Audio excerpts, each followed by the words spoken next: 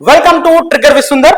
ఇవాళ మనతో పాటు ఉన్నారు సిపిఐ తెలంగాణ రాష్ట్ర కార్యదర్శి, సిపిఐ ఎమ్మెల్యే కూనమనేని సాంబశివరావు గారు. ఆయనతో మాట్లాడదాం. నమస్తే అండి.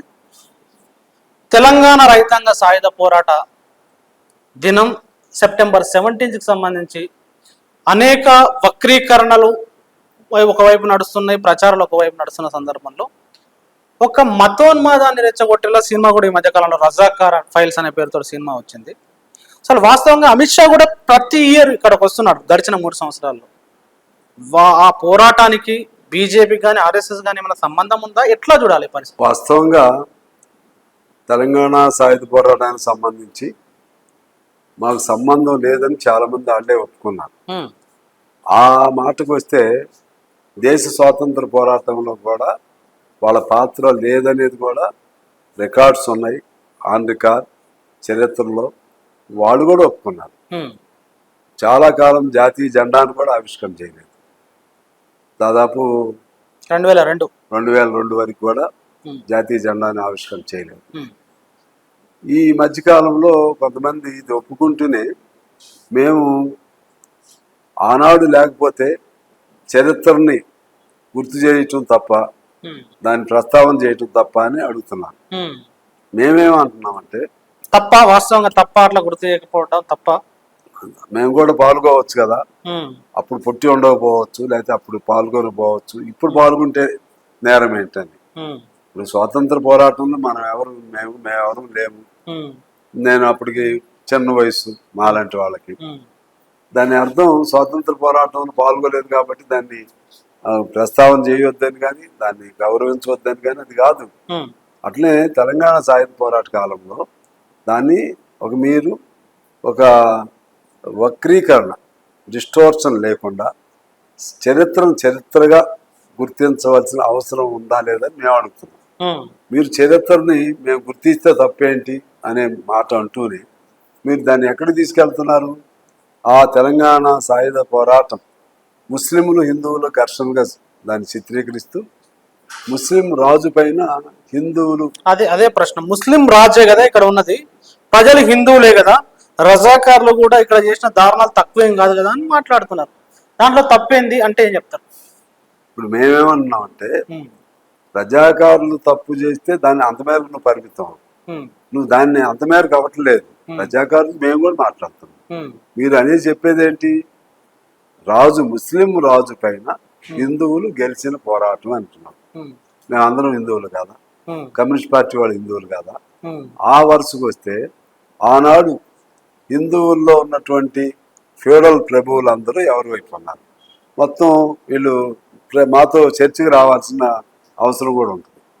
రికార్డు తీసుకోవాలి. మొత్తం అప్పుడున్న దొరల పేర్లు తీసుకుందాం, దేశముఖుల పేర్లు తీసుకుందాం, ఫ్యూడల్ ప్రభువుల పేర్లు తీసుకుందాం, జమీందారుల పేర్లు తీసుకుందాం, ఆఖరికి మన విష్ణు రామచంద్రారెడ్డి, జన్నార్ ప్రతాప్ రెడ్డి, ఇటువంటి వాళ్ళందరికీ తీసుకుందాం. నీకు అక్కడ ఉంది నిజాం నవాబు ముస్లిం రాజు. ఆయనకి బాగా కాపుగా ఉండి, ఆయన అనుంగంగా ఉండి, ఆయనతో ఉన్నటువంటి వాళ్ళ ఆ ఫ్యూడల్ ప్రభువుల్లో ఎవరు ఎంత శాతం ఉన్నారు అది లెక్క రావాలి. ఆ లెక్క వస్తే 90% ఫ్యూడల్ ప్రభువులే దోపిడీదారులు, దేశముఖులు, లేకపోతే జమీందారులు, జాగీర్దారులు, వీళ్ళందరూ కూడా కుచ్చుటోపి తగిలించుకుని అటువైపు ఉన్నారు. అందువలన అది ముస్లిం హిందువుల ఘర్షణ అయితే వీళ్ళు అటు ఎందుకు ఉండాలి? ఒకటి. రెండోది, ఆనాడు పిలుపు ఏంటి? హిందువులు ముస్లింలు తగు కాదు అది. ఆనాడు పిలుపు ప్రజలు పోరాటం చేసింది ఏంటంటే, ఇప్పుడు చాకల ఐలమ్మ, కమ్యూనిస్ట్ ఐలమ్మ అంటున్నాం, ఆమె ఉంది. ఆమె ఎందుకు తిరగబడింది? ఎవరి మీద తిరగబడింది? ఆమె విష్ణు రామచంద్రారెడ్డి మీద తిరగబడింది. ఆమె చిట్టెలక పోరాటం అని ఒక బీజేపీ నాయకుడు 2 సంవత్సరాల కింద కామెంట్ చేసింది. చిట్టేలకే కావచ్చు, చిట్టేలకి వినాయకుడిని మోసింది, చిట్టేలుకి కాదు. ఆమె నువ్వంటే అది నీ అజ్ఞానం అనొచ్చు, అహంభావం అనొచ్చు, అహంకారం అనొచ్చు, లేకపోతే ఈ మత దురహంకారం నరాలను మీకు ప్రకోపం చేసి ఆ ప్రకోపం నుంచి వచ్చే భాష మీది. వాస్తవంగా ఏంటి? ఆనాడు ఆమె 2 ఎకరాలు 3 ఎకరాల భూమి కోసం ఆమె పండించిన పంటను వాడు తీసుకెళ్తుంటే ఎదురు తిరిగింది. ముందు ఆమె భూమి కోసం ఎదురు తిరిగింది. ఆమెకి అండ కోసం సంఘం వాళ్ళకి కబురు చేసింది, వాళ్ళ కొడుకులతో కబురు చేసింది. సంఘం అంటే ఎవరు? కమ్యూనిస్టులు పెట్టిన సంఘం. అప్పుడు సంఘం అనేది పాపులారిటీ. వాళ్ళందరూ వచ్చారు. వాళ్ళు ఎవరు? అందరూ హిందువులే, ఎక్కువ మంది హిందువులే ఉన్నారు.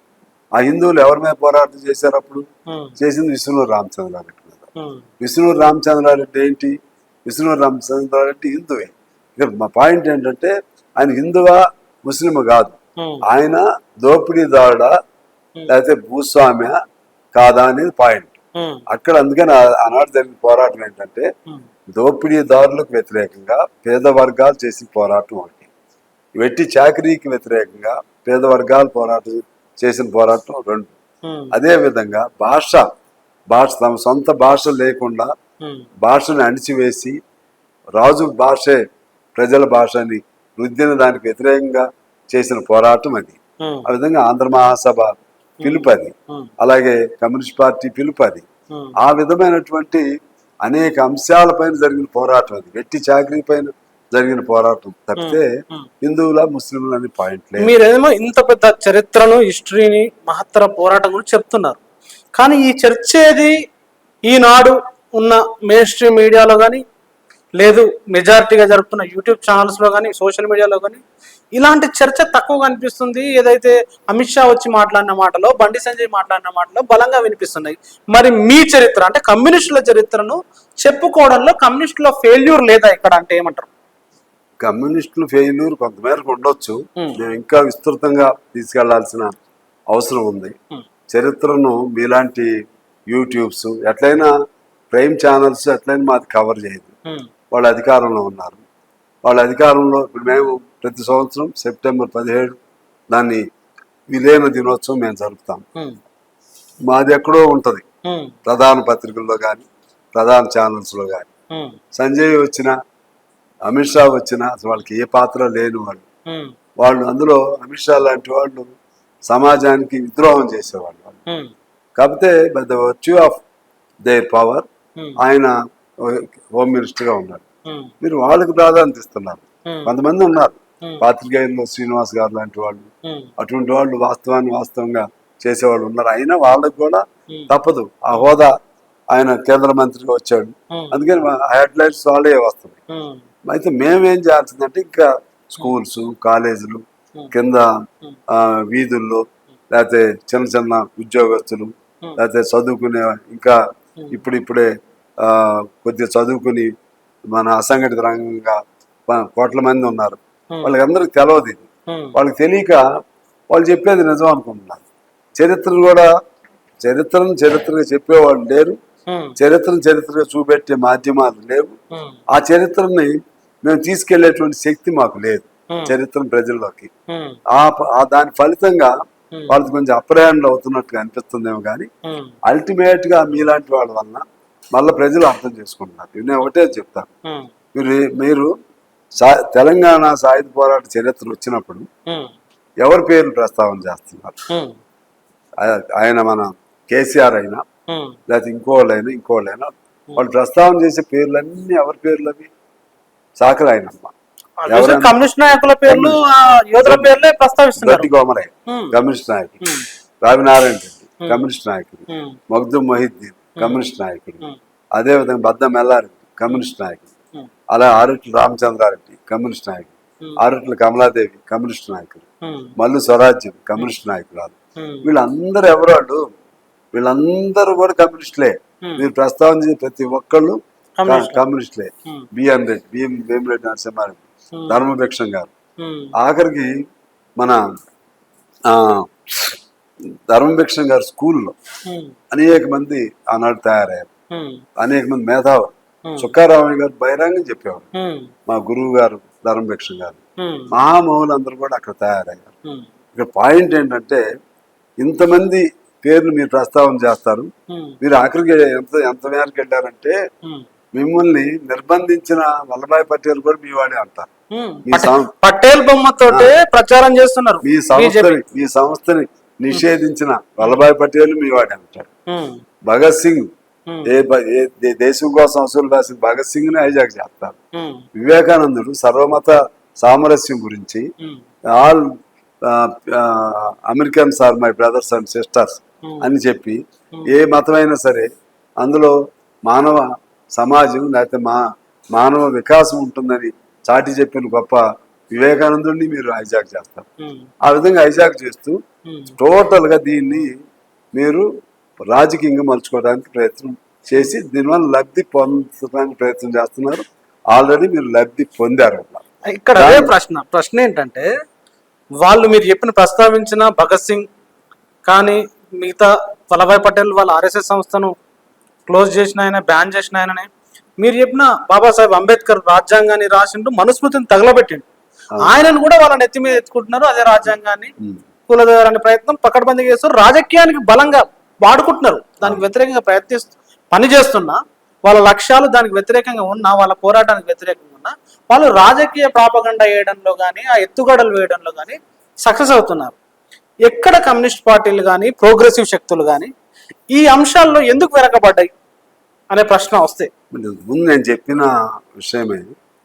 దీనిలో మీరు ఎవరి పేరు తీసుకోండి తప్పులేదు, కానీ వాళ్ళు చెప్పింది చెప్పకుండా వల్లభాయ్ పటేల్ ఏం చేశాడో అది చెప్పు, చరిత్రలో నిన్ను ఎందుకు నిషేధించాడో అది చెప్పు, అది తీసేయకుండా ఆయన వల్లభాయ్ పటేల్ అక్కడ హిందూగా ఉన్నాడు కాబట్టి, గుజరాత్ లో ఉన్న గుజరాతీయుడు కాబట్టి ఆయన ముస్లిం రాజును ఓడించిన దాంట్లో ప్రధాన పాత్ర అని చెప్తారు. మీరు అసలు దాని వెనకున్న నేపథ్యం చెప్పట్లేదు, చరిత్ర చెప్పట్లేదు. ఇంకొకటి మీకు చెప్పాలంటే, అసలు పోరాటంలో ఆనాడు జరిగిన పోరాటంలో పేద ముస్లింలు అంతా ఎటు ఉన్నారు, అందరి కింద పోరాటంలో ఉన్నారు.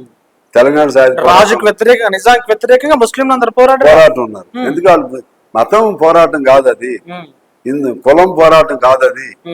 ఆ జరిగిన పోరాటం భూమి ఉన్నవాడికి, అదే భూస్వాములకి, భూమి లేని వాడికి, దోపిడీ చేసేవాడికి, దోపిడీ గురయ్యేవాడికి జరిగిన పోరాటం అది. ఆ పోరాటాన్ని మీలాంటి పాత్రికేయులు, షోయబుల్లా ఖాన్ ఆయన మతం అనుకుంటే మరి ఆయన నమాజులు చేసుకుంటాడు, అన్ని కోరుకునేది అన్ని చేస్తాడు. ఆయన మతంగా ఆయన ఫీల్ అయితే ఆ వాస్తవాలను రాసినందుకు ఆయన్ని మొక్కలుగా హైదరాబాద్ నడిపి సెంటర్లో నిలబెట్టి చంపారు. అట్లనే మీకు వ్యతిరేకంగా పోరాటం చేసినటువంటి ముగ్గురు పిలిపించారు. మీ ఆనాడు ఆగస్టు 15 దేశాలు స్వాతంత్రం వస్తే తెలంగాణకు రాలేదు. నిజాం నవాబు నేను అవసరమైతే పాకిస్తాన్ లో కలుపుతా అన్నాడు. ఆ తర్వాత నేను ఇండిపెండెంట్ గా ఉంటా అన్నాడు. దానికి వ్యతిరేకంగా సాయుధ పోరాటాన్ని పిలిపించిన రోజు రేపే, అంటే సెప్టెంబర్ 11. ఆగస్టు 15 స్వాతంత్రం వస్తే 1947 సెప్టెంబర్ 11న, అంటే ఒక నెల రోజు గ్యాప్ లో పోరాటాన్ని పిలిపించింది కమ్యూనిస్టులు. పిలిపించింది ఎవరంటే రావినారాయణ రెడ్డి, బద్దం ఎల్లారెడ్డి, మగ్దుమ్ మొహిద్దీన్ ఆనాడు ఏఐటీసీ తరపు ప్రతినిధి ఆయన. ఆ విధంగా పిలిపించినప్పుడు అందులో ఇంకా అనేక మంది ముస్లింలు కూడా చంపేశారు వాళ్ళు. ఇందులో పాల్గొని చచ్చిపోయిన బందగి ఎవరు ముస్లిమే. ఇంకా చాలా మందిని మా దగ్గర మా రజబలి గారు ఉన్నారు. ఆయన 5-6 ఏళ్ళు జైల్లో ఉన్నాడు. ఆ కాలం అండర్ గ్రౌండ్ లో ఉన్నాడు. గొప్ప నాయకుడు. 6 సార్లు 7 సార్లు ఎమ్మెల్యేగా అయ్యాడు ఖమ్మం జిల్లాలో.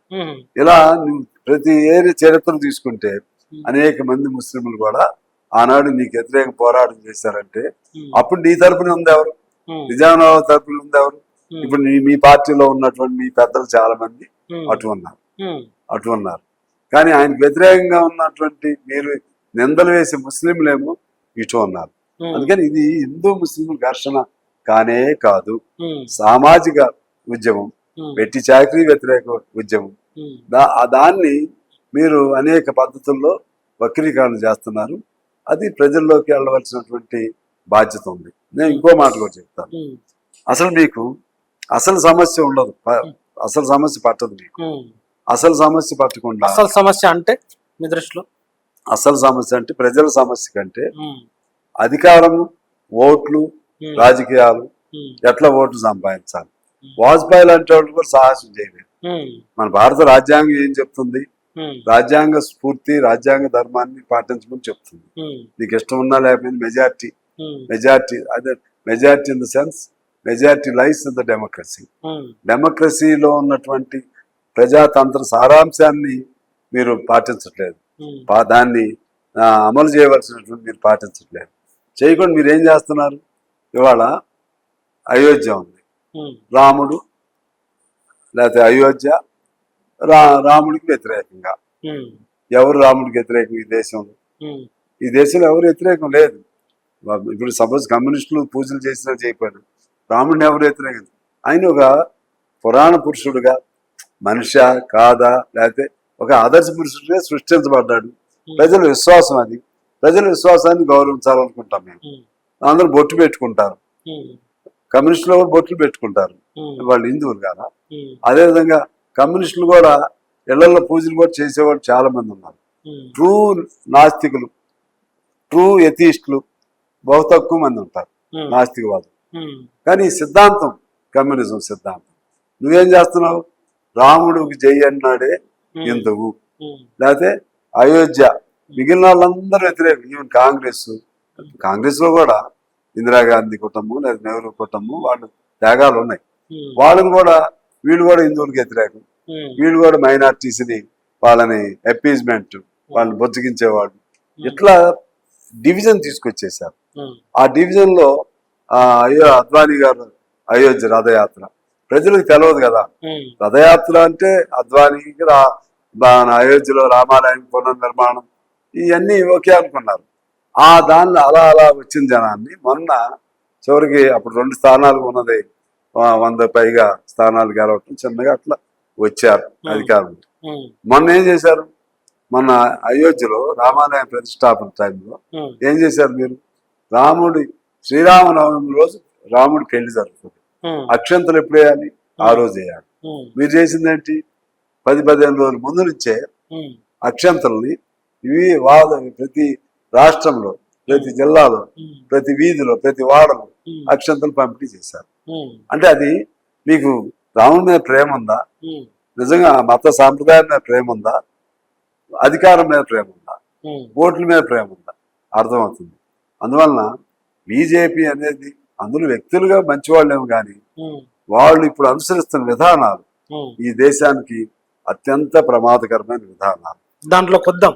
ఈ హిస్టరీలోనే ముఖ్యంగా మీరు వాళ్ళు 2 సీట్ల నుంచి అధికారంలోకి వచ్చిరన్నారు కదా. 2 సీట్ల నుంచి అధికారంలోకి రావడానికి వాళ్ళ మాతృ సంస్థ ఆర్ఎస్ఎస్ ఒక 80 సంవత్సరాల పాటు కల్చరల్ రంగంలో, సాంస్కృతిక రంగంలో, భావజాల రంగంలో ఒక గ్రౌండ్ లో ఒక ఉద్యమం చేసింది కాబట్టి వాళ్ళకు 2 సీట్ల నుంచి అధికారంలోకి వచ్చిందని మీ కమ్యూనిస్ట్ పార్టీల విశ్లేషకులే, మేధావులు అందరూ చెప్తున్నారు. ఈ కల్చరల్ రంగంలో, భావజాల రంగంలో కమ్యూనిస్టుల గతంలో రైతాంగ సాయుధ పోరాటంలో ఉన్నంత ఒరవడితో ఉన్నారా? ఎక్కడ వెనకబడుతున్నారంటే ఏం చెప్తారు? ఇప్పుడు నేను అది ఒప్పుకోను. వాళ్ళు భావజాల రంగంలో, సామాజిక రంగంలో బాగా కృషి చేసి తద్వారా అన్ని సీట్లు సంపాదించారనేది నేను అసలే ఒప్పుకోను. భావజాల రంగం అంటే ఏ భావజాలం కాదు, సమాజాన్ని విచ్ఛిన్నం చేసే భావజాల రంగాన్ని విస్తృతంగా తీసుకెళ్లారు. విద్వేషపూరిత విష సంస్కృతిని విస్తృతంగా మీరు తీసుకెళ్లారు. అవి అన్ని షార్ట్ కట్ మెథడ్స్ మా దృష్టిలో. లాంగ్ రన్ టైం తీసుకోవచ్చు, మేము అట్లా చేయకూడదు కదా. కమ్యూనిస్ట్ అనేవాడు అందరూ బాగుండాలి, మతాలు కులాలు అనేవి ఇవన్నీ కూడా విశ్వాసం. ఒక దేశంలో కులాలు ఉండవు, ఇక్కడే ఉంటాయి. అది it's a reality. It's a reality. One should accept that reality. ఓ దేశంలో కులాలు ఉంటే ఇక్కడ లేవు, మరి ఒక దేశంలో ఈ మతాలు ఉన్నాయి, మరి ఒక దేశంలో లేవు. సైన్స్ ఏం చెప్తుంది? సైన్స్ చెప్పింది మనిషి ఎక్కడ పుట్టాడు? మొదటి మనిషి నైల్ నది ప్రాంతంలో పుట్టాడు. ఈ వేల లక్షల సంవత్సరాల నుంచి ఈ పరిణామ క్రమంలో పరిణామవాదం జరిగితే డార్విన్, అదంతా science. Science cannot be denied by anyone. ఇవన్నీ ఇట్లా జరుగుతుంటే అవి మేము చెప్తాము. అది చెప్తే జనాలకి అంత తొందరగా ఫోకస్ కావట్లేదు. Ultimately science is having it's higher hand, it's having is saying. కానీ జనంకి లోపల ఉన్న వాడి బాధలు అవన్నీ సహజంగా ఏంటంటే దేవుడికి దండం పెట్టుకుంటాడు. దేవుడికి దండం పెట్టుకునే ఆ వీక్నెస్ మేమేమి దేవుడిని ప్రత్యామ్నాయ కల్చర్ ని ముందుకు తీసుకెళ్లాల్సిన బాధ్యత లెఫ్ట్ పార్టీలకు లేదా దాని చెప్తా దేవుడికి దండం పెట్టుకునే అది వాడి విశ్వాసం. అది దాన్ని బలహీనతగా భావించి వీడు ఇక్కడైతే కరెక్ట్గా దొరుకుతాడు అని చెప్పి ఆ విధంగా వాళ్ళు ఆ ఐడియాలజీని ఆ భావజాలాన్ని వాళ్ళు తీసుకెళ్ళడం జరిగింది. మేము కమ్యూనిస్టులుగా ఖచ్చితంగా ఇవన్నీ వీటి మీద మేము ఇప్పుడు భావవాదం ఉంది ఇందులో మీరు చెప్పే మీ భావజాలం, లెఫ్ట్ భావజాలం, ప్రజా భావజాలం, భారతదేశ భావజాలం జనాల్లోకి చొప్పించాల్సిన దీనిలో భావవాదం భౌతికవాదం రెండు ఉంటాయి. భౌతికవాదం అనేది రియలిస్టిక్, మెటీరియలిస్టిక్. ఇది మేము చెప్తాం. మెటీరియలిస్టిక్ అంటే అరే ఇది వాస్తవం, ఇది వాస్తవం, కనపడని వాస్తవం కాదు, ఏదో మన ఇదిగో మనిషి ఎలా రూపాంతరం చెందాడు, ఇది మెటీరియలిస్టిక్ అప్రోచ్. ఎక్కడి నుంచి అక్కడ ఏకగణ జీవి నుంచి ఎలా మార్పు చెందుతా వచ్చాడు, ఇవన్నీ మేము చెప్తున్నాం. ఇది భౌతికవాదం. భౌతికవాదం తొందర కనెక్ట్ కాదు. భావజాలం, భావవాదం చూసారా, అది తొందర కనెక్ట్ అయింది. దాన్ని వాళ్ళు పట్టుకున్నారు. అందుకని ఈ రెండు సామాజిక సిద్ధాంతాల మధ్య ఘర్షణలో అది తొందరగా మీరు ఎప్పుడైనా ఒక సత్యం ఒక అడుగు వేసే లోపు అబద్ధం ప్రపంచాన్ని అనేసార్లు చుట్టూ వస్తుంది అంటారు కదా. అట్లా మీకు ఈజీ మెథడ్స్, మీకు ప్రజల మీద ప్రేమ కంటే అధికారం మీద ప్రేమ ఎక్కువ. కమ్యూనిస్టులకు అది కాదు కదా, ప్రజల మీద ప్రేమ. ప్రజలు ఇవ్వాలి కాదు రేపు కాదు ఎల్లుండి ఎప్పుడైనా సరే కమ్యూనిస్టులుగా ప్రజల క్షేమం కోరి వీళ్ళకి మంచి ఆ ప్రజల కొరకు ప్రజాస్వామ్యం బతకాలనే కాంక్ష కలిగిన వాళ్ళు కమ్యూనిస్టులు. అందువలన కొద్దిగా మేము వెనకబడ్డాం. మీ పునాది ప్రధాన ప్రతిపక్షం నుంచి ఇప్పుడు అన్ని లెఫ్ట్ పార్టీలు, నాట్ ఓన్లీ సిపిఐ, అన్ని లెఫ్ట్ పార్టీలు ప్రధాన ప్రతిపక్ష స్థాయి నుంచి ఇంకా పునాది తగ్గుకుంటూ వస్తున్న సందర్భంగా ఎక్కడ ఫెయిల్ అవుతున్నాయి అంటారు? దీనిలో ఒకటేమో ఇంతకుముందు అనుకున్నట్లుగా అది విస్తృతంగా మేము భావజాలాన్ని తీసుకెళ్లటంలో సాధ్యం కాదు కూడా. ఇప్పుడు వాళ్ళు అది తీసుకొచ్చినప్పుడు జనంలో దేవుడా నాస్తికవాదమా, దేవుడా దెయ్యమా అన్నట్టు క్రియేట్ చేస్తుంటే అక్కడ మేము సాధ్యం కాదు. మేము ఉన్న దానిలో చదువు కాస్త అవేర్నెస్ పెంచుతూ, చదువులు పెంచుతూ అట్లా క్రమపద్ధతుల్లో మేము తీసుకురావాలి. అక్కడ ఇమీడియట్ గా మాకంటే జంప్ చేశారు వాళ్ళు జంప్ ఎప్పుడు చేశారు చెప్పండి? నీకు 80s తర్వాత ఒకసారి జంప్ చేశారు, బిగ్ లీప్ అంటారే. ఎప్పుడు చేశారు? ఆ రెండు ఉన్నప్పుడు మాకు దాదాపు 60 మరి ఎక్కడ జంప్ చేశారు చెప్పండి మీరు? దాన్ని బట్టి అర్థమవుతుంది కదా జంప్ అనేది అది అక్కడ. మతోన్మాదము, నూతన ఆర్థిక విధానాలు ఒకటేసారి 91, 92లో అప్పుడే కదా. అవును, మీరు తగ్గడంగానే వాళ్ళు పెరగడం స్టార్ట్ అయింది అక్కడ నుంచి. వాళ్ళు ఆ విధంగా అలా జంప్ చేయటం వలన వాళ్ళకి అది కలిసి వచ్చింది. సరే, మా దగ్గర జరిగిన లోపం ఏంటంటే ఉన్న కమ్యూనిస్ట్ ఉద్యమం ఒకవైపు, ఎందుకంటే ఇది కొత్త సిద్ధాంతం, తరతరాలుగా అనేక సంవత్సరాల తరబడి మనకు తెలియని దేవుడు ఉన్నాడు ఎవరో ఒకళ్ళు ఉన్నారు అని అన్ని దేశాల్లో ఉన్నటువంటి వాదం అది. దానికి భిన్నంగా ఆ వాదాన్ని ప్రకారంగా ఆర్థిక వ్యవస్థల్లో ప్రజలు కర్మఫలం మన లలాట లిఖితం ఇటువంటి కాన్సెప్ట్ ఉన్న తరుణంలో ప్రజల్ని కమ్యూనిజం వైపు తిప్పుకోవాలంటే చాలా శ్రమ అవసరం ఉంటుంది. ఆ తరుణంలో కమ్యూనిస్ట్ పార్టీ చీలిపోవటం, భారతదేశంలో కమ్యూనిస్ట్ పార్టీ చీలిపోవటం వలన జరిగినటువంటి పెద్ద ప్రమాదం ఈ దేశానికి జరిగింది. అది మేము చెప్పేటువంటిది. ఒకటేమో ఇంతకుముందు చెప్పింది, రెండోదేమో కమ్యూనిస్టుల చీలిక, మూడోదేమో ఇప్పుడున్న ఈ ఆర్థిక వ్యవస్థలో డబ్బు కూడా ప్రధాన పాత్ర వహిస్తుంది. ఇప్పుడు వీళ్ళు చాలా నీతులు చెప్తున్నారు కదా, ఏ బీజేపీ వాడు డబ్బు ఖర్చు పెట్టకుండా గెలిచాడు చెప్పమన్నాడు. ఒక రాముడి పేరుతో ఒక దశ వరకు వచ్చావు, వచ్చిన తర్వాత అధికారంలోకి వచ్చావు, ఇప్పుడు డబ్బు ద్వారా దాన్ని నిలుపుతున్నాం. ప్రజలు పూర్తిగా కొంతకాలం నమ్ముతారు, పూర్తిగా మతం ప్రేమ ఉండొచ్చు ఎవరి మతం వాళ్ళు. ఓట్లు వచ్చేటప్పుడు అంతిమంగా ఏమి నిర్ణయిస్తుందంటే వాడి భౌతిక అవసరాలు, వాడి తిండి తెప్పలు ఉద్యోగం ఎప్పుడోసారి వస్తుంది. వచ్చిన తరుణంలో ఇప్పుడు మొన్న అయోధ్య ఉంది, అయోధ్యలో వాళ్ళు ఓడిపోయారు, బీజేపీ ఓడిపోయింది. అక్కడ జనరల్ స్థానంలో దళితుడు గెలిచాడు. అందువలన అక్కడ అన్నిసార్లు అవి పనిచేయదు. ఒకసారి బాబ్రీ మసీదు కూలగొట్టిన సంవత్సరం సిపిఐ గెలిచింది అక్కడ ఆ నియోజకవర్గంలో. అది అన్నిసార్లు ఎప్పుడు పనిచేయదు. కానీ అదే సమయంలో మేము కూడా మా బాధ్యతగా ఎక్కడ లోపం జరిగింది అది మేము విశ్లేషణ చేసుకోవాలి.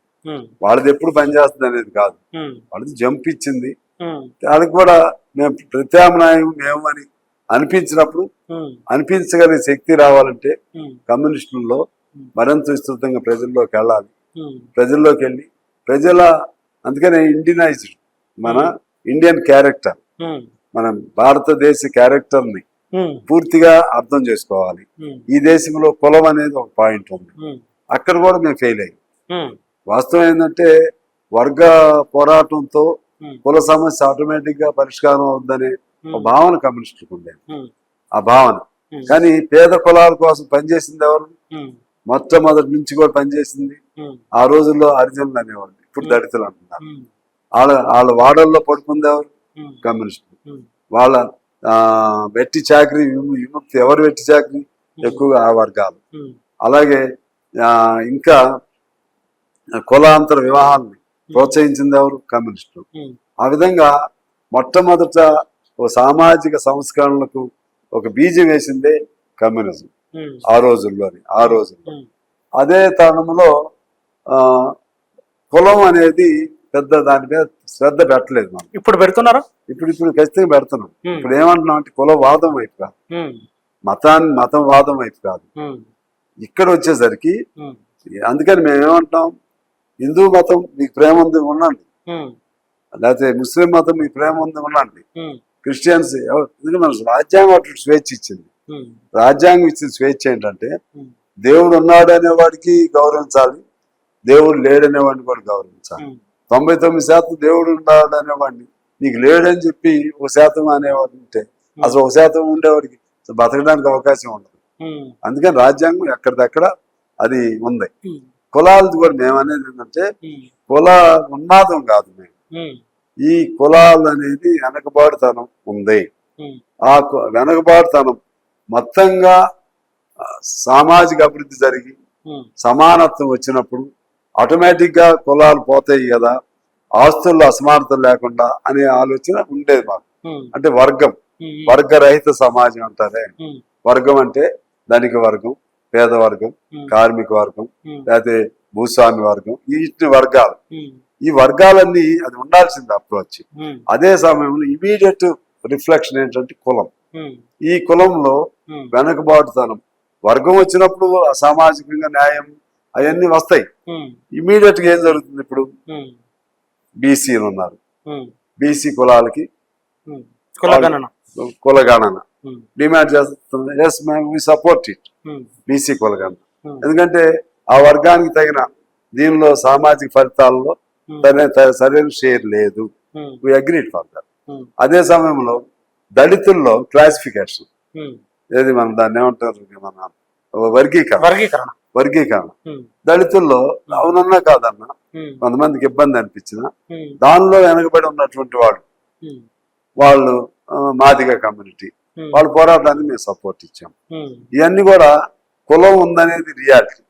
రెండోది అంబేద్కర్ భావజాలం మేము ఎప్పుడు కూడా డిఫర్ కావాలి. కాకపోతే రాజకీయంగా ఆయన పార్టీలో ఉన్నప్పుడు సిపిఐ లేకపోతే ముంబైలో జరిగిన ఎన్నికల్లో ఒకసారి అంబేద్కర్ పోటీ చేసినప్పుడు మేము వేరే పోటీ చేయటము లేకపోతే సపోర్ట్ చేయటము, ఆయన ఓటమి జరిగింది. కానీ ఆయన భావజాలం కమ్యూనిస్టుల భావజాలం. కాకపోతే ఏంటంటే ఆయన ఫోకస్ ఎంఫసైజ్ చేసిందేమో కులం మీద, మేమేమో ఈటి మీద చేసాం. అంతిమంగా ఏంటి, అందరికి మంచి జరగాలి, అందరికి సమానత్వం కావాలి. ఆయన కూడా చివరికి చెప్పేది అదే, కులరహిత, చివరికి అది మేము వర్గరహిత. ఈ రెండింటిని కలపాలనేది ఇప్పుడు అది. కులరహిత వర్గరహిత సమాజం కావాలి. కులరహిత అనేది ఒకసారి వర్గం వస్తే పోయిద్ది అనేది లేదు. వర్గరహిత సమాజం వచ్చేలోపు కుల సమస్యలు ఏమున్నాయో వాటిపైన కూడా. అందుకనే మేము 90లో ఇక్కడ హైదరాబాద్ లో ఆల్ ఇండియా మహాసభ జరిపాం. అప్పుడు మార్క్స్ ఏంగిల్స్ లేనితో పాటు అంబేద్కర్ బొమ్మ కూడా 90s నుంచే పెడుతున్నారు. 90s నుంచే అంబేద్కర్ బొమ్మ కూడా మహాసభలో చంద్ర రాజేశ్వరరావు గారు అప్పుడు ఆయన ప్లేస్ లో ఇక్కడే Chandrajit Gupta general secretary. Ambedkar photographer కూడా ఆ వరుసలో పెట్టించారు పెద్ద స్థాయిలో. అందువలన మనం జరిగే పరిణామాల్లో మార్పుల్లో ఎక్కడ దెబ్బతిన్నాం, ఎక్కడ రియల్ గా ప్రజలంటే ప్రేమ అసలు ఉండేది, దళితులంటే ప్రేమ కమ్యూనిస్టులకే అసలు ప్రేమ ఉండేది. అందుకని ఆ రోజుల్లో దళితులంతా ఎందులో ఉండేవారు చెప్పండి? మొదట్లో దళితులంతా కమ్యూనిస్టుల్లోనే ఉండేవారు. తెలంగాణ ఉద్యమం మీద ఒక మేధావి అన్న కామెంట్ ఏంటంటే, తెలంగాణ సాయుధ పోరాటం అనేది లేకుంటే తెలంగాణ కూడా ఒక బీహార్ లాగా, ఒక ఉత్తరప్రదేశ్ లాగా దళితుల పరిస్థితి కానీ కింది వర్గాల పరిస్థితి అంతకంటే దారుణంగా ఉండే పరిస్థితి ఉండేది. ఇప్పుడు తెలంగాణ సాయుధ పోరాట ఆ ప్రశ్నించే తత్వం, పోరాడే తత్వం ఇప్పుడు తెలంగాణలో ఇలాంటి సామాజిక పరిస్థితుల్లో కనిపించేట్టుందని మన ఇంటర్వ్యూ T10 ఇంటర్వ్యూలో కూడా మాట్లాడినారు. నేను ఒక కరపత్రం రాశాను. ఆనాటి వేరే తెలంగాణ పోరాటం లేకపోతే నేటి తెలంగాణ ఉండేది కాదు. అది నా కన్క్లూజన్. ఆనాటి పోరాటమే ప్రశ్నించే శక్తిని నేర్పింది. ఆనాటి పోరాటమే పోరాడే శక్తిని నేర్పింది. ఆనాటి పోరాటమే నీతి నిజాయితీలో ఉండవలసిన మానవాళి ఉండాలనేటువంటి సత్యాన్ని నేర్పింది. ఆనాటి పోరాటమే ఒక ప్రజల సంస్కృతిని ఎలా పెంపొందించాలని నేర్పింది. ఆనాటి పోరాటమే ప్రజా జాగృతికి మేలుకొల్పు.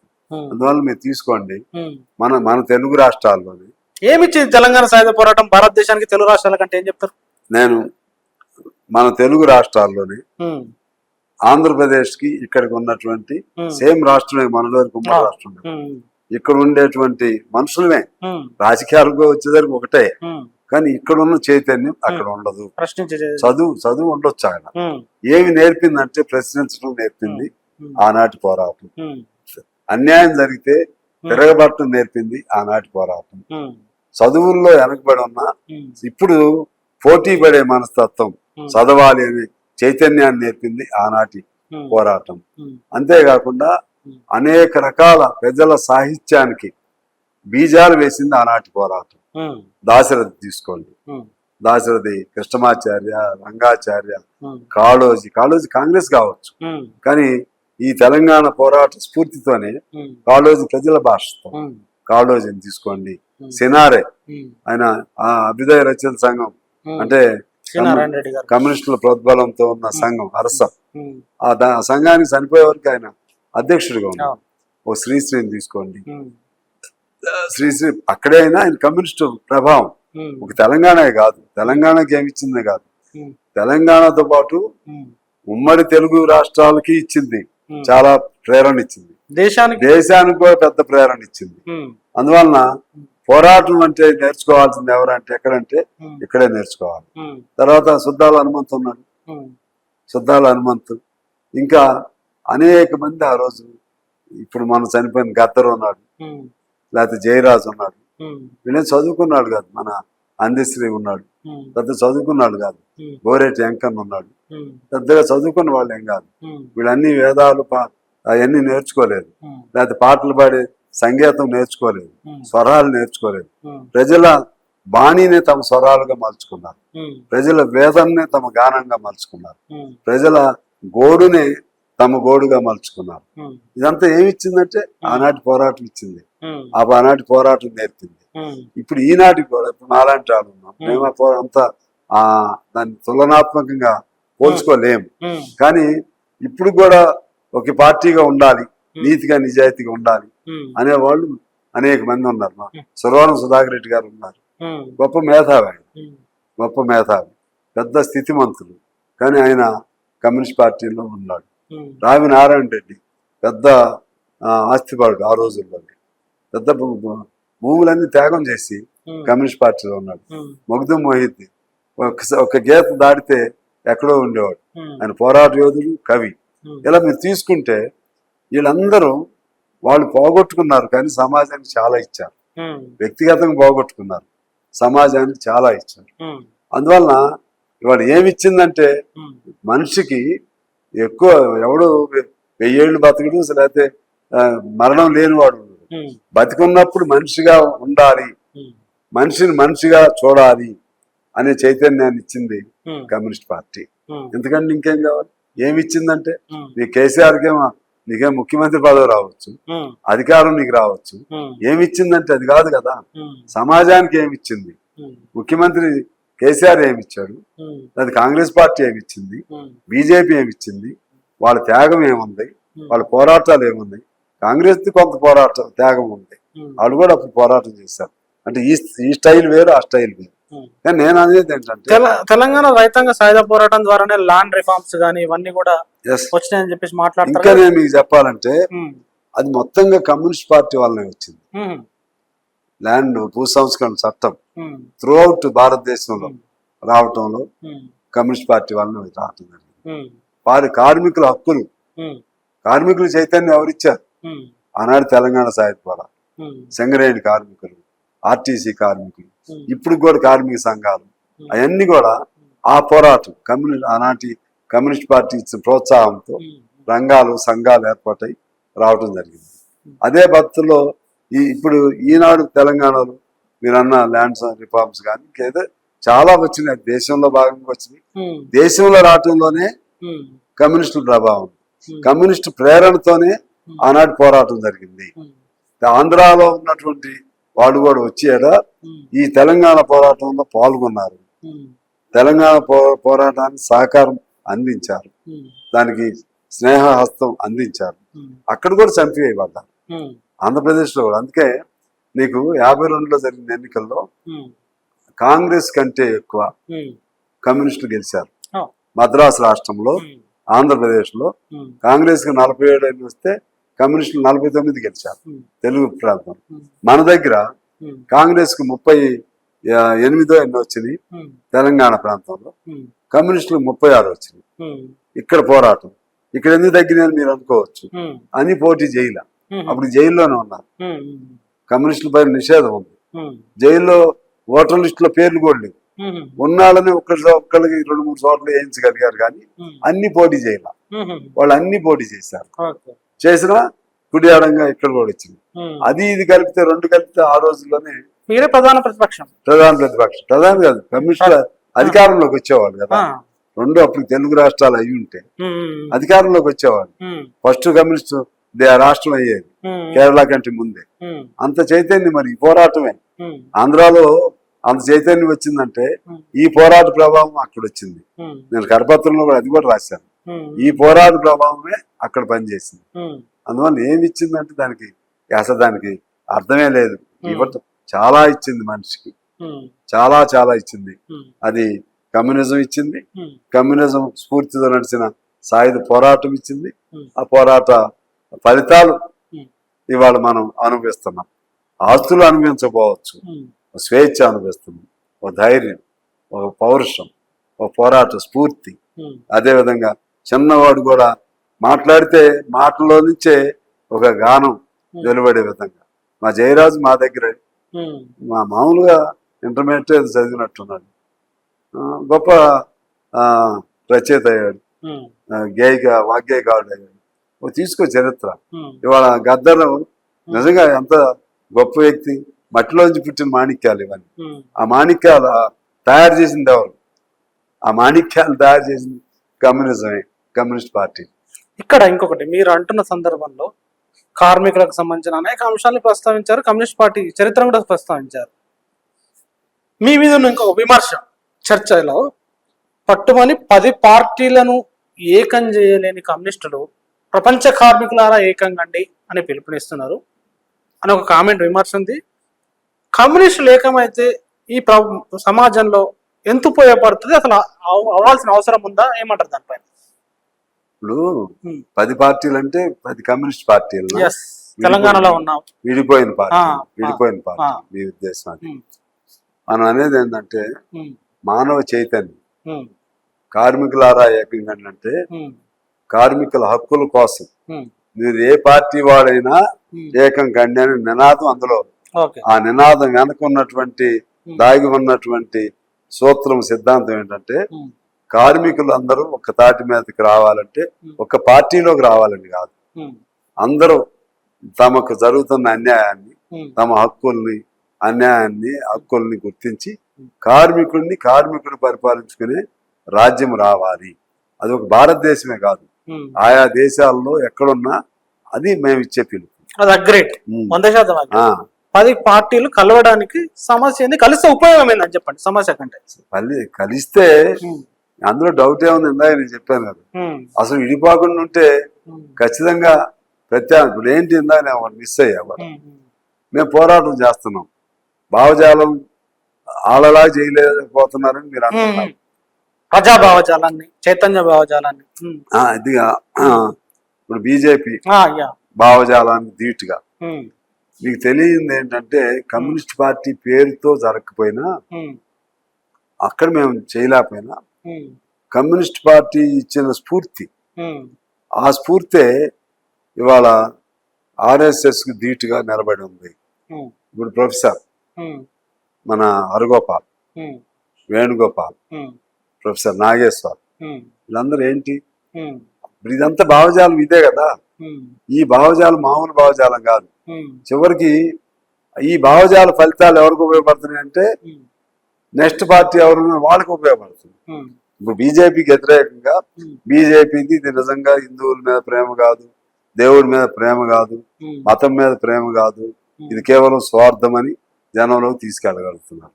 శివాజీ అనే ఆయన ప్రజల నాయకుడు, ఆయన హిందువులు కాదని చెప్పినటువంటి గోవింద్ పన్సారేని చంపేశారు, కొల్బుర్గిని చంపేశారు, లేకపోతే గౌరీ లంకేశ్వరిని చంపేశారు, అనేక మందిని చంపేశారు. కానీ భావాన్ని చంపలేకపోయారు. అందుకని భావం అయితే కొంతకాలం నేను ఇందా చెప్పినట్టు చెడు తొందరగా ఎక్కింది. అల్టిమేట్ గా వచ్చేసరికి వాడిని ఓడించాలనుకున్నప్పుడు, ఇప్పుడు మీరు చెప్పిన పాయింట్, మేము కలిసి ఉండకపోవటం వల్ల ఆ ఫలితం కమ్యూనిస్టులకి రావటం లేదు. ఎప్పుడోసారి కలవాలని మా విష్ఫుల్ థింకింగ్. కలవడానికి అడ్డంకులు చాలా ఉన్నాయని అంటారు ఇందులో ఉండేవాళ్ళు. జనమేమో ఏమున్నాయా, మీరు ఎవరు ఉన్నా మీరు కార్మికుల కోసమే కదా, మీరెందుకు కలవరని జనం అంటున్నారు. అది ఆ విజ్ఞానం జనం నుంచి చైతన్యం నేర్చుకోవాల్సిన అవసరం కమ్యూనిస్టులుగా.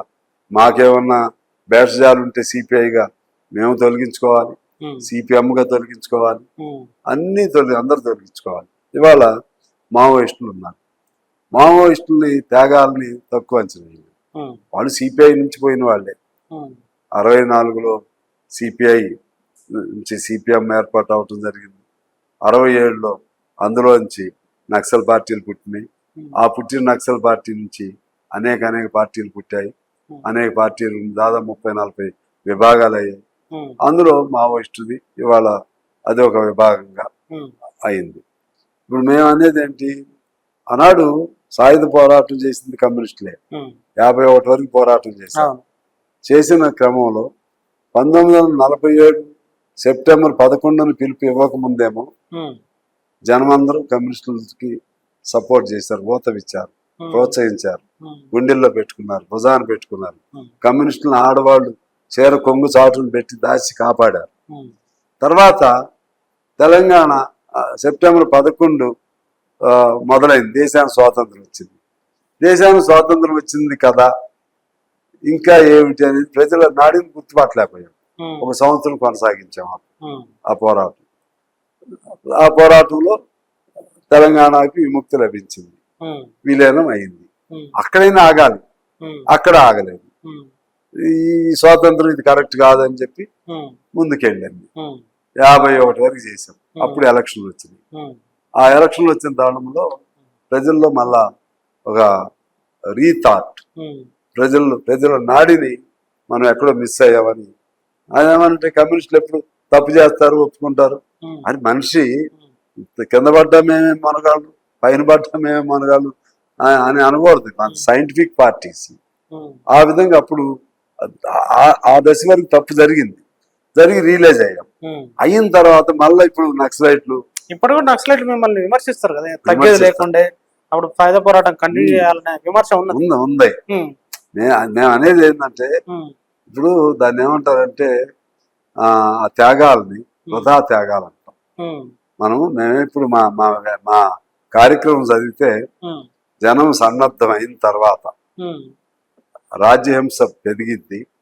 జనం మనతో ఉన్నప్పుడు, అప్పుడు రాజ్యహింస వచ్చినప్పుడు రాజ్యహింసని తిప్పికొట్టే విధంగా మనం కూడా సిద్ధపడాలి అని. దానిలో మర్మం ఏంటంటే, అవసరం అనుకుంటే దాన్ని ఆ పద్ధతుల్లో మనం వాళ్ళు తుపాకులు పడితే అదే పద్ధతిలో పోరాటం చేయాలని అంతిమ సారాంశం మా దానిలో కూడా. కానీ ఇప్పుడు నీకు శక్తి లేదు. నీకున్న జనం ఎంత, రాజ్యం తరపున ఉన్న వాళ్ళు వాళ్ళ పోలీసులు ఎంతమంది, వాళ్ళ మిలిటరీ ఎంతమంది, నీకున్న ప్రజాబలం ఎంతమంది, అన్నీ వస్తాయి. అందువలన సరే వాళ్ళు విమర్శ పెట్టవచ్చు, తప్పేం లేదు. సరే మాకేమో సానుభూతి ఉంది. వాళ్ళు మమ్మల్ని చంపారు, అయినా మాకు సానుభూతి ఉంది. గిరిప్రసాద్ గారు ఉన్నప్పుడు ఈ లోపల ఉన్న అప్పుడు మావోయిస్టులు కాదు, అప్పుడు నక్సలైట్ల పేరుతో పీపుల్స్ వార్ గాని ఇంకా ఇతర అనేక విభాగాల వాళ్ళు వాళ్ళని తీసుకురావడానికి ఒక లీగల్ సెల్ పెట్టి బయటకి గిరిప్రసాద్ గారు సెక్రటరీ చేయటం కూడా జరిగింది. అందుకని గిరిప్రసాద్ గారు కూడా సాయుధ పోరాటంలో పాల్గొన్న వ్యక్తి. ఆయన తుపాకీ తోట కూడా దిగింది. ఇట్లా సరే వాళ్ళు విమర్శలు పెడతా ఉంటారు, కానీ మేము మాకేందంటే ఆయనకి త్యాగం చెప్పి లోపల రామకృష్ణ ఉన్నాడు, వాడు కొడుకుని చంపేశారు, లేకపోతే గణపతిని ఉన్నాం, మొత్తమే చాలా మంది చంపేశారు కదా. వాళ్ళకి ఏం స్వార్థం ఉంది, బాగా చదువుకున్న వాళ్ళు. మాకు నాలాంటి వాళ్ళకి ప్రత్యేకించి ఆ ఆలోచన ఉంటుంది. చాలా మంది కమ్యూనిస్టులు కూడా లోపల ఉన్నారు కదా, వాళ్ళకి పొలాలు ఎందుకు అంట కడతారు. వాడు ఆ లోపల నుండి ఈ జనంలో ఉన్న అందరిలాగా సినిమాకి వెళ్ళలేడు, అందరిలాగా కలిసి కూర్చోలేడు. అన్ని వదిలేసి అక్కడ లోపల ఉండి బతుకుతున్నారు. ఏ నిమిషం ఎప్పుడు జరిగిద్దో తెలియదు, అన్నిటికీ సిద్ధపడి ఉన్నారు. వాళ్ళ త్యాగం ఉంది, ఆ త్యాగం వృధా అయిపోతుంది అనేది మా బాధ. ఎంతో మంది మేధావులు పోతున్నారు, ఎంతో మంది మనుషుల కోసం త్యాగాలు చేసే త్యాగతనులు పోతున్నారు. అది మా బాధ. అందువలన ఇవాళ మావోయిస్టుల మీద అమిత్ షా లాంటి వాళ్ళు, లేకపోతే బీజేపీ లాంటి పార్టీలు మావోయిస్టుల మీద కాదు, ఈ భావజాలం కమ్యూనిస్ట్ భావజాలం మీదే వాళ్ళకి కోపం ఉంటుంది. ఈ భావజాలం ఉండకుండా ఉంటే ప్రశ్నించేవాడు ఉండడని ఇమీడియట్ టార్గెట్ వాళ్ళకి మావోయిస్ట్. ఇప్పుడు 26కి నాటికి పూర్తిగా ఎలిమినేట్ చేస్తాం అని వాళ్ళు చెప్పే భాష. 26 నాటికి అంటే చంపేస్తాం. ఇట్లా చేస్తున్న తరుణంలో మేమేమంటామంటే అది నీ వల్ల కాదని చెప్తున్నాం. అట్లా వ్యక్తిగతంగా మనుషుల్ని ఎంతమంది నువ్వు చంపినా మళ్ళా భావాన్ని చంపలేవు కదా, మనిషి లోపల ఉన్న ఆవేశాన్ని చంపలేవు కదా, మనిషి పడే కష్టాలను చంపలేవు కదా. ఇవాళ అట్లా అణిగి ఉంటది. మళ్ళా ఏదో ఒక రోజు మళ్ళా చకూరి ఏదో పక్షి ఉంటది కదా, చకోర పక్షి, దానిలాగా మళ్ళా విజయమిస్తుంది. అది కాదు కావాల్సింది. నీ భావజాలంతో ప్రజల అభిమానం సంపాదించుకుని నువ్వు గెలవాలి. నేను మావోయిస్ట్ సోదరులు కూడా అనేది ఏంటంటే, మన రాధమ్మ అనే చంపారు. ఒక అవునన్నా కాదన్నా సమాజంలో మహిళను మహిళగా మనం, ఆమె మహిళ అంటే బలహీనమైనటువంటి ఒక వర్గం.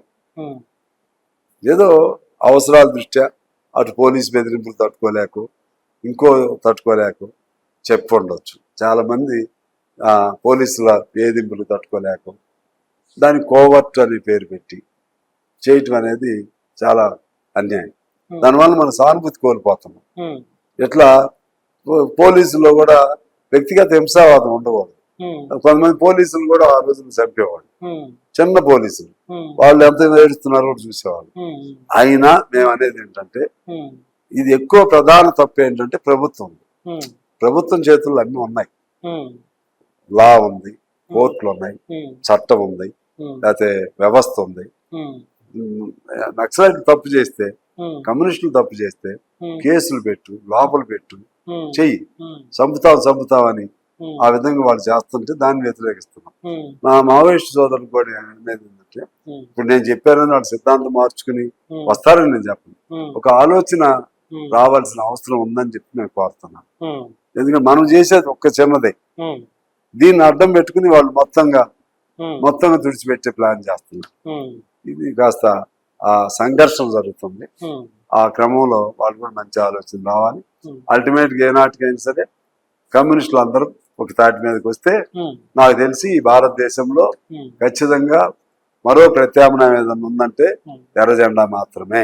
ఉమ్, క్యాపిటలిజానికి ప్రత్యామ్నాయం ఏదైనా ఉందంటే ఉమ్, సోషలిజం మాత్రమే. ఉమ్. ఇది మా అంతిమ భావం. మీ విద్యార్థి సంఘాలు, లెఫ్ట్ విద్యార్థి సంఘాలు ఆర్ఎస్ఎస్ ఎదుర్కొంటున్నాయి. వాళ్ళ అధికారంలో ఉన్న యూనివర్సిటీ, రాష్ట్రాల యూనివర్సిటీలో గెలుస్తున్నాయి. వాళ్ళ భావజాలాన్ని ధీటుగా ఎదుర్కొన్నాయి. జేఎన్యూలో చూసుకున్నా, అటు గుజరాత్ యూనివర్సిటీలో చూసుకున్నా, ఎలాంటి యూనివర్సిటీలో చూసుకున్నా ఆ విద్యార్థి సంఘాలు ఆ భావజాలాన్ని ఎదుర్కొని ఎట్లా నిలబడుతున్నాయి. ఆ స్ఫూర్తి కానీ ఆ చైతన్యం కానీ ప్రజల్లో నింపడానికి కమ్యూనిస్ట్ పార్టీలుగా చేయాల్సిన కృషి ఏంటంటే ఏం చెప్తారు? ఆ విద్యార్థి సంఘాలకు ప్రోత్సహించడమే కృషి. ఉమ్, ఆ విద్యార్థి సంఘానికి ఉమ్, అట్లనే కార్మిక సంఘాలకు ప్రోత్సహించడమే కృషి. ఉమ్, అలాగే మేధావులు అనేక మందిని ప్రోత్సహించడమే మా కృషి. ఉమ్, మా పత్రికలు లాంటి వాటి ద్వారా ఇవన్నీ చేస్తున్నాం. ఉమ్, కానీ సరిపోతుందా లేదా అనేది వచ్చేసరికి ఉమ్, వాళ్ళది సరిపోతుంది, అక్కడ పిల్లలది ఉమ్, మాది సరిపోతుంది అనేసరికి దీనికి ఇంకా చాలా శక్తులు ఉన్నాయి. ఉమ్, ఇంతకుముందు చెప్పాం, మళ్ళీ చదివించారు, అవును, మళ్ళీ దేవుడు దెయ్యాలు లేకపోతే ఇంకోటి ఉమ్, ఇంకా ఇంకా ఉధృతంగా చేయాలి. ఉమ్, ఇంకా అన్ని వర్గాలు చేరే విధంగా చేయాల్సింది ఉంది. కానీ ఇప్పుడు చేసే క్రమంలో కూడా మా కమ్యూనిస్ట్ పార్టీల ప్రోత్సాహంతో ఇప్పుడు ఏఎస్ఎఫ్ ఉంది. ఉమ్, ఏఎస్ఎఫ్ ఆ భావజాలం అంతా కూడా కమ్యూనిస్ట్ భావజాలంతోనే కదా వాళ్ళు నేర్చుకునేది. ఉమ్, ఎస్ఎఫ్ఐ ఉంది, ఉమ్, కమ్యూనిస్ట్ భావజాలం మీద. ఉమ్, పీడిఎస్ కమ్యూనిస్ట్ భావజాలం మీద. ఉమ్, అందుకని ఈ భావజాలమే దాన్ని రిఫ్లెక్ట్ అవుతుంది. ఉమ్, కాబట్టి వాళ్ళు సక్సెస్ అవటం సంతోషం, అది మా సంతోషమే. ఉమ్, వాళ్ళు ఢిల్లీ జేఎన్టీయూలో గెలిచారంటే అది మా సంతోషం. ఉమ్, ఇంకెక్కడైనా గెలిచినా మా సంతోషం. ఉమ్, ఇంకొక నష్టం కూడా ఏంటంటే ఈ దేశంలో ఉమ్, విద్యార్థులను పెదగనీయకుండా కూడా వీళ్ళు చేశారు. ఉమ్, విద్యార్థి సంఘాలు లేకుండా కూడా చేశారు. ఉమ్, అప్పట్లో విద్యార్థి సంఘాల ద్వారానే ఎక్కువగా మా కమ్యూనిస్ట్ భావజాలాన్ని తీసుకెళ్లేవాడు. ఉమ్, ఇవాళ మాకు వేదిక కూడా కావాలి. ఉమ్, ఆ వేదిక అదైతే కరెక్ట్ వేదిక. ఉమ్, అయినా కూడా మా పద్ధతిలో మేము ప్రయత్నం చేస్తున్నాం. ఉమ్, ఇప్పుడు మన అసెంబ్లీ ఉంది, ఉమ్, అసెంబ్లీని కూడా వేదికగా పంచుకున్నాం. ఉమ్. ఎగ్జాక్ట్లీ అసెంబ్లీలో మీరు మాట్లాడిన ఐటీ ఉద్యోగుల మీద మాట్లాడిన వీడియో కొన్ని తెలుగులో ఉన్న కోట్లాది మంది జనానికి వెళ్ళింది. కోట్ల అసలు మంది చూశారు. కోట్ల మంది చూశారు. అసలు కమ్యూనిస్ట్ పార్టీలు పేద వర్గాల గురించి మాట్లాడతామంటున్నారు, ఐటీ ఉద్యోగుల గురించి కూనమనేని గారు మాట్లాడారు అని చెప్పేసి ఒక చర్చ జరిగింది. అసలు ఏంటి దాని వెనుక మీరు ఎట్లా ఆర్గనైజ్ చేయాలనుకుంటున్నారు? ఐటీ వాళ్ళు, ఐటీ అంటే ఎవరి కాళ్ళు ఇండివిజువల్ గా పనిచేస్తున్నారు, వాళ్ళ యజమాన్యం ఎక్కడనో వేరే దేశాల్లో ఉంటది, కనిపించదు నేరుగా. కానీ ఐటీ ఉద్యోగులు వాళ్ళ ఇళ్లలో కూర్చొని పనిచేస్తున్నారు, ఆఫీసులలో కూర్చొని పనిచేస్తున్నారు. వాళ్ళ కష్టాలు మీరు అసెంబ్లీలో ప్రస్తావించారు. ఎప్పుడు పింక్ స్లిప్ ఇస్తారో తెలియని పరిస్థితి. మరి వాళ్ళ కష్టాలను పట్టించుకోవాల్సింది ఎవరు, పోరాడాల్సింది ఎట్లా, ఏం చేస్తారు? ఇప్పుడు ఏమని చెప్పాలంటే అద్దాల మేడలు పనిచేస్తున్నారు, బంగారు పంజరంలో ఉన్న చిలకలాగా అయిపోయారు వాళ్ళ జీవితం. వాళ్ళు తాత్కాలికంగా శాలరీస్, అట్రాక్టివ్ శాలరీస్ పెట్టవచ్చు, కానీ అల్టిమేట్ గా ఒక దశ వచ్చేసరికి ఈ ఎక్కువ శాలరీస్ ఉన్నాయండి, ఐరన్ ఫైర్ అంటారే, ఫైర్ చేస్తారు. అది బతికించుకోవడం కోసం వీళ్ళు రోజుకి 15 గంటలు 16 గంటలు పనిచేయాలి. చట్టాలు లేవు దీనికి. సాఫ్ట్వేర్ కంపెనీ అనగానే ఈ దేశంలోకి వస్తే వీళ్ళు ఎర్ర తివాసి పరిచి మరి స్వాగతం పలకటం. అరే వాళ్ళు ఏ చట్టాలు ఉపయోగిస్తున్నారు? పిల్లలు బతుకుతున్నారు, చస్తున్నారా? బ్రతుకు తెరువు కోసం ఉద్యోగాలు చేరారు, సావటం కోసం కాదు. ఇవాళ వాళ్ళ ఆరోగ్యం అర్ధారోగ్యంతో అన్ని రకాల జబ్బులకి పాలైపోయి 50 ఏళ్లలోనే 70, 80 ఏళ్ళ వయసు ఉన్న వాళ్ళ మానవత్వం లేనటువంటి వ్యవస్థగా తయారైతే మనుషుల జీవితాల మీద నిర్మించే ఆ ఆర్థిక సౌధం ఎవరికి కావాలి? అది ప్రభుత్వాలకు కూడా ఇంగిత జ్ఞానం ఉండాలి. ఇంతమంది ఇన్ని కోట్ల మంది ఉంటే వాళ్ళ బతికేంటి? ఎప్పుడన్నా ఆలోచన చేశారా? ఏనాడైనా వాళ్ళు కూడా కార్మిక వర్గం మీద సరే కొద్దిగా గొప్ప ఏదో చట్టాలు ఉన్నాయి, కొద్దిగా గొప్ప అందులో వాళ్ళని దోపిడీ చేస్తున్నారు. ఇది వాడికి కనీస వేతనం లేదు, వీడికేం వేతనం ఎక్కువ ఉంది. ఈ ఎక్కువ ఉన్న వేతనం కూడా చివరి వరకు ఆ వేతనం ఉందా? ఉన్న వేతనం చివరి వరకు వాడు మనిషిగా ఉంటున్నాడా? వాడి కుటుంబం ఏంటి, భార్య ఏంటి, భర్త ఏంటి, పిల్లలు ఏంటి, పని గంటలు ఏంటి? అసలు కనీసం దాసే లేనటువంటి మానవత్వం లేనటువంటి, నేను ఆ ప్రభుత్వం ఈ ప్రభుత్వాన్ని కాదు, డబ్బు డబ్బు డబ్బు. ఆ డబ్బుతో కొంతమంది విలాసాలు చేసుకోవాలి, పేరుకి మాత్రం మా దగ్గర ఈ సాఫ్ట్వేర్ సాఫ్ట్వేర్ దాన్ని మనం వెల్కమ్ చెప్తాం. అందులో అన్ని ఇప్పుడు అన్ని సాఫ్ట్వేర్లే కదా. సాఫ్ట్వేర్ పేరుతో సాఫ్ట్వేర్ తయారు చేసేవాడిని యంత్రంగా చూస్తే అట్లాగే నేను సాఫ్ట్వేర్ హార్డ్వేర్ లాగా, హార్డ్వేర్ లో ఒక వేర్ లాగా చూస్తే ఎట్లా, హార్డ్వేర్ హ్యూమన్ వేర్ లాగా చూస్తే ఎట్లా? వాడు మనిషి, వాడి లోపల హృదయం ఉంది, వాడికి కష్టం ఉంది, నష్టం ఉంది, శారీరక శ్రమ ఉంది, వాడు మనిషిగా బతకాలనుకుంటున్నాడు, వాడికి ఒక కుటుంబం ఉంది, కుటుంబంతో గడపాలనుకుంటున్నాడు. ఏమైనా ధ్యాస ఉందా ఈ ప్రభుత్వాలకి? ఏమి ధ్యాస లేదు. అందువలన అది ఆ బాధతోనే నేను ఆ రోజు 2 ముక్కలు చెప్పి, ఎంత కూడా చెప్పాల, అవును, ఆ 2 ముక్కలు చెప్తే పెద్ద ఓదార్పుగా భావించారు, పెద్ద ఓదార్పుగా. కానీ అదే కమ్యూనిస్టు పార్టీలు ఎందుకు గెలిపించాలి, చట్టసభల్లో ఉంటే ఏం మాట్లాడతారు, వ్యక్తిగత ద్వేషాలకు వ్యక్తిగత విమర్శలకు పోకుండా ప్రజా సమస్యలను ఎట్లా మాట్లాడతారనే ఒక ఎగ్జాంపుల్ గా నిలుస్తున్నారు. అట్నే నిలవాలి.